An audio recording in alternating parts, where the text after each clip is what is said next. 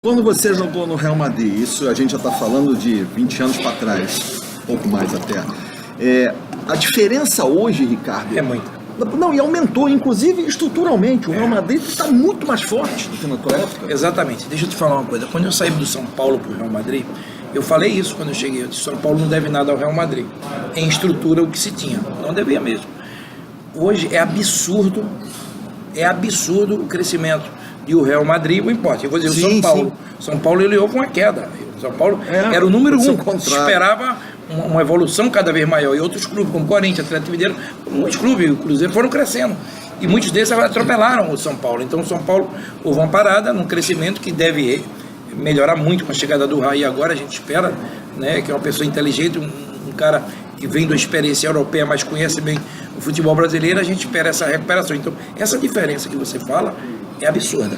Se você for no centro de treinamento do Real Madrid, eu acho que só as torres que eles têm dá para pagar os centros de treinamento nossos. Eu tive lá, é um absurdo aquilo ali. O crescimento foi tão grande. Eles tinham na Castelhana um terreno onde era o centro de treinamento, e depois, na realidade, esse crescimento ele veio, né, com a venda. Agora está perto do aeroporto de Barra. Eles fizeram um centro de treinamento. É uma coisa faraônica, é de outro mundo. Campos de futebol, se eu não me engano, 8, né? Porque eram 6, 7, 8 campos de futebol, um vestiário, tudo maravilhoso, tudo dá uma condição.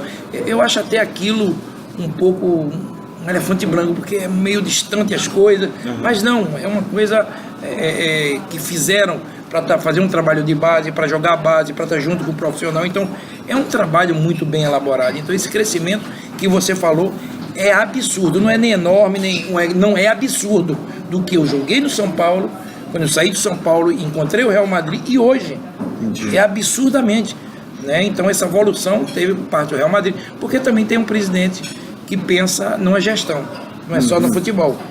Quando ele assumiu, o Florentino disse, não, peraí, eu não entendo de futebol, então eu vou trazer um cara que entende de futebol. Aí veio o Valdano, se eu não me engano, foi a primeira contratação dele. Aí eu preciso de um cara de marketing, ele pegou o melhor da... Então é isso. Às vezes o presidente do clube aqui no Brasil, ele quer entender de tudo. Ele acha que é bom de marketing, não é assim. Cada um na sua função. Presidente, tudo tem que passar por ele. Mas embaixo, ele tem que tentar os melhores e fazer com que isso cresça. E isso foi o crescimento do Real Madrid, Barcelona, todos esses clubes grandes. Eu digo mais Barcelona e Real Madrid, porque tem alguns clubes que têm muito dinheiro.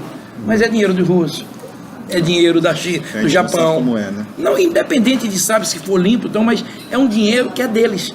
Esses clubes não. É a torcida, né? O próprio Manchester United, que tem uma história linda, ele foi vendido, é um grupo, se não me engano, americano, que cuida do Manchester United. Então, são dinheiro diferentes, mas mesmo assim, o Manchester sempre cresce. Esse crescimento é absurdo a cada ano. Então, é isso que a gente espera do futebol brasileiro. É bom ter dentro de campo a parte técnica, mas fora de campo a gestão ela é fundamental. E falando nisso, eu fui no Corinthians há 2 anos atrás e vi a estrutura montada por Andrés e o meu amigo Joaquim Grado. Eu fiquei encantado no que eu vi no Corinthians.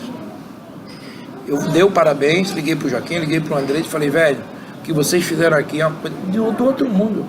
A estrutura, e às vezes se fala, o time do Corinthians não é muito bom. Talvez não seja, o elenco não seja melhor do Brasil, mas a estrutura que é dada àquele jogador é forte. Faz com que eles cresçam. Muito mais, e que evoluam, e com a torcida que tem. Então o Flamengo agora tem um baita centro de treinamento, o Fluminense começa a fazer o dele, o Vasco tem um Caprese, aí o Botafogo já vai ter o dele esse ano. Então é isso que a gente quer dos clubes, essa evolução ela tem que existir. O futebol no mundo é isso, essa evolução da cabeça do jogador. Nós que trabalhamos hoje na imprensa, o mundo evoluiu. Há 20 anos atrás era uma maneira, 10 é outra, e agora muito mais. E essa evolução tem alguns clubes que param um pouco nesse espaço, nesse tempo, mas precisa melhorar.